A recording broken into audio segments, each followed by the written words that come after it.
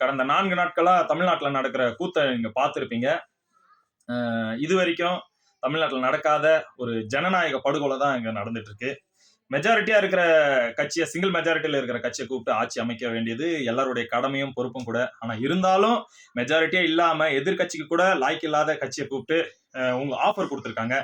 நீங்களும் மெஜாரிட்டி நிரூபிக்கலாம் இந்த 3 நாட்கள்ல கெடு அப்படின்னு சொல்லிட்டு. இதெல்லாம் எந்த மாதிரியான ஜனநாயகம் நமக்கு தெரியல.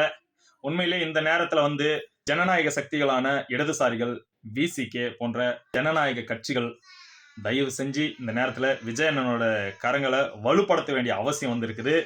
உண்மையிலேயே இந்த நேரத்துல இந்த வாய்ப்பை நம்ம தவற விட்டோம் அப்படின்னு சொன்னா கண்டிப்பா மதவாத சக்திகள் வந்து இந்த அண்ணன் விஜய் அவர்களை கைப்பாவையா யூஸ் பண்ணிக்கிற வாய்ப்புகள் நிறைய இருக்கு.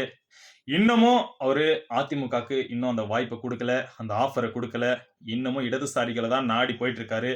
தயவு செஞ்சு இதை புரிஞ்சுக்கின்னு இன்னைக்கு 8ஆம் தேதி தயவு செஞ்சு ஒரு முடிவு எடுத்து அவர் ஆட்சியில் அமைத்தி ஆட்சியிலையும் அதிகாரத்திலையும் பங்கு எடுத்துக்க முயற்சி செய்யுங்க.